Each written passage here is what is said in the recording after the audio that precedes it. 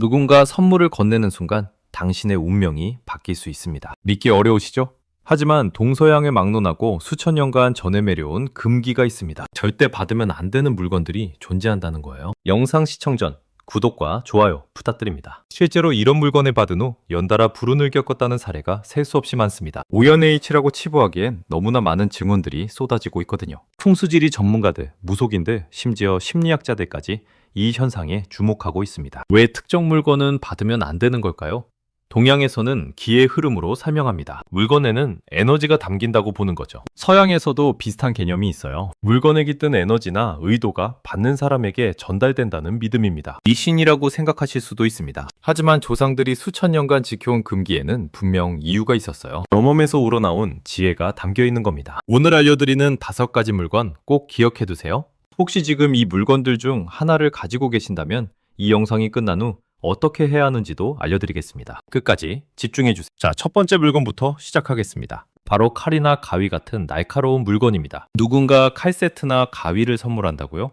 정중히 거절하시는 게 좋습니다. 동양과 서양 모두에서 날카로운 물건은 관계를 끊는다는 의미를 담고 있거든요. 친분을 자른다, 인연을 끊는다는 상징성이 있는 겁니다. 한국에서는 특히 결혼 선물로 칼을 주면 이혼한다는 속설이 있습니다. 실제로 어르신들은 이런 선물을 극도로 꺼리시죠. 단순한 미신이 아니라 오랜 세월 축적된 경험담에서 비롯된 금기입니다. 중국에서도 마찬가지예요.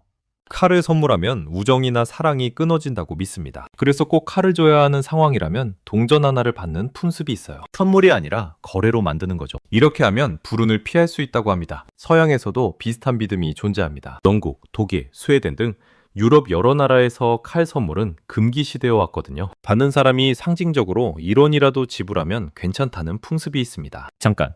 여기서 중요한 게 있어요. 만약 이미 칼을 선물로 받으셨다면 어떻게 해야 할까요? 전문가들은 소금물로 칼을 닦은 후 햇빛에 말리라고 조언합니다. 기운을 정화하는 의미가 있다고 하네요. 가위도 마찬가지입니다. 특히 재봉용 가위는 더욱 조심해야 한답니다. 인연의 실을 자른다는 의미가 강하거든요. 선물로 받았다면 동전이라도 건네서 구매의 형식을 갖추세요. 두 번째 물건으로 넘어가겠습니다. 신발입니다. 의외라고 느끼실 수 있어요. 하지만 신발 선물은 동아시아 전역에서 가장 강력한 금기 중 하나입니다. 받는 사람이 떠난다는 의미를 담고 있거든요. 연인에게 신발을 선물하면 헤어진다는 속설 한 번쯤 들어보셨죠? 한국에서는 신발을 선물하면 그 신발을 신고 떠난다고 믿습니다. 특히 연인 사이에서 이 금기는 철저하게 지켜지고 있어요. 실제로 신발 선물 후 이별했다는 경험담이 인터넷에 수없이 올라오고 있습니다. 중국에서는 더 강하게 금기시됩니다. 신발을 뜻하는 중국어 발음이 나쁘다나 사악하다와 비슷하거든요. 언어적 연상작용까지 더해져서 절대 선물하면 안 되는 물건으로 여겨집니다. 일본에서도 마찬가지예요. 신발은 이별을 상징한다고 봅니다. 특히 울어른에게 신발을 선물하면 큰 신뢰로 여겨지죠. 밟고 다니는 물건을 선물한다는 의미로 해석될 수 있기 때문입니다. 그렇다면 정말 신발을 선물하고 싶을 때는 어떻게 해야 할까요? 방법이 있습니다. 받는 사람에게 상징적인 금액을 받으면 됩니다. 100원이든 1000원이든 상관없어요. 이렇게 하면 선물이 아니라 구매가 되어 금기를 피할 수 있다고 합니다. 하지만 가능하다면 신발 대신 다른 선물을 고르시는 게 좋겠죠. 굳이 위험을 감수할 필요는 없으니까요. 특히 연인이나 가까운 사람에게는 더욱 조심하시기 바랍니다. 세 번째 물건입니다. 이건 정말 조심해야 해요. 바로 시계입니다. 시계 선물이 왜 문제가 될까요? 중국 문화권에서는 시계를 선물하면 장례식에 참석한다는 의미가 됩니다. 시계를 보낸다는 중국어 표현이 임종을 지킨다는 말과 발음이 같거든요. 송종이라고 하는데 정말 불길한 의미를 담고 있습니다. 한국에서도 시계 선물에 대한 금기가 있습니다. 시간이 멈춘다, 관계가 끝난다는 의미로 해석되거든요. 특히 벽시계를 선물하면 더욱 불길하다고 여겨집니다. 생명의 시간이 다한다는 상징성 때문이에요. 손목시계는 그나마 낫다고 보는 시각도 있습니다. 하지만 어르신들에게는 여전히 금기시되는 선물이에요. 특히 부모님이나 조부모님에게 시계를 선물하는 건 절대 피하셔야 합니다. 재미있는 건 서양에서는 이런 금기가 없다는 점이에요. 오히려 시계는 고급 선물로 여겨지죠. 문화에 따라 해석이 완전히 달라지는 겁니다. 하지만 우리나라에서는 조심하는 게 좋겠죠. 만약 정말 시계를 선물하고 싶다면 어떻게 해야 할까요? 역시 상징적인 금액을 받는 방법이 있습니다. 또는 시계와 함께 다른 길한 의미의 선물을 함께 드리는 것도 방법이에요. 단독으로 주는 것보다 부담이 줄어든답니다. 이미 시계를 선물로 받으셨다면요, 시계가 멈추지 않게 잘 관리하시고 감사한 마음으로 사용하시면 된다고 합니다. 물건에 담긴 기운은 사용하는 사람의 마음에 따라 바뀔 수 있거든요. 네 번째 물건으로 넘어갑니다. 이건 많은 분들이 모르고 계세요. 바로 거울입니다. 거울은 예로부터 신비로운 물건으로 여겨져 왔습니다. 다른 세계로 통하는 문이라는 믿음이 동서양에 공통으로 존재하거든요. 그래서 거울 선물에는 많은 금기가 따라붙습니다. 한국에서는 깨진 거울을 받으면 7년간 불운이 따른다고 합니다. 서양에서도 똑같은 믿음이 있어요. 거울이 깨지면 그 안에 비친 영혼도 함께 손상된다고 보는 거죠. 섬뜩하지 않습니까? 중고 거울은 특히 조심해야 합니다. 이전 주인의 기운이 담겨 있다고 믿기 때문이에요. 누가 어떤 마음으로 그 거울을 사용했는지 알 수 없잖아요. 부정적인 에너지가 전달될 수 있다는 겁니다. 풍수지리에서도 거울의 위치와 상태를 매우 중요하게 여깁니다. 거울은 기를 반사하고 증폭시키는 역할을 하거든요. 잘못 놓으면 좋은 기운을 내보내고 나쁜 기운을 끌어들일 수 있습니다. 거울을 선물로 받으셨다면 어떻게 해야 할까요?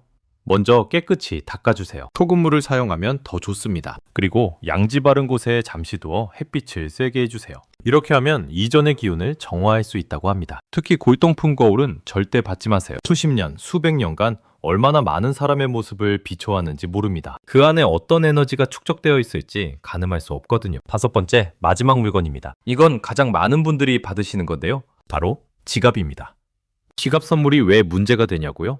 빈 지갑을 선물하면 재정운이 나빠진다는 속설이 있습니다. 빈 지갑은 빈곤을 상징하거든요. 돈이 없는 상태를 선물하는 셈이 되는 겁니다. 그래서 지갑을 선물할 때는 반드시 돈을 넣어서 줘야 합니다. 적은 금액이라도 괜찮아요. 중요한 건 지갑이 비어있지 않다는 거예요. 이렇게 하면 재물운을 함께 선물하는 의미가 됩니다. 한국에서는 새 지갑에 5만원권을 넣어서 선물하는 풍습이 있습니다. 5라는 숫자가 재물을 부른다고 여겨지거든요. 중국에서는 8과 관련된 금액을 넣습니다. 발음이 부자되다와 비슷하기 때문이에요. 헌 지갑을 선물로 받는 건 더욱 조심해야 합니다. 이전 주인의 재정운이 함께 전달될 수 있거든요. 그 사람이 항상 돈이 부족했다면 그 기운이 지갑에 배어 있을 수 있습니다. 빈 지갑을 이미 받으셨다면 어떻게 해야 할까요?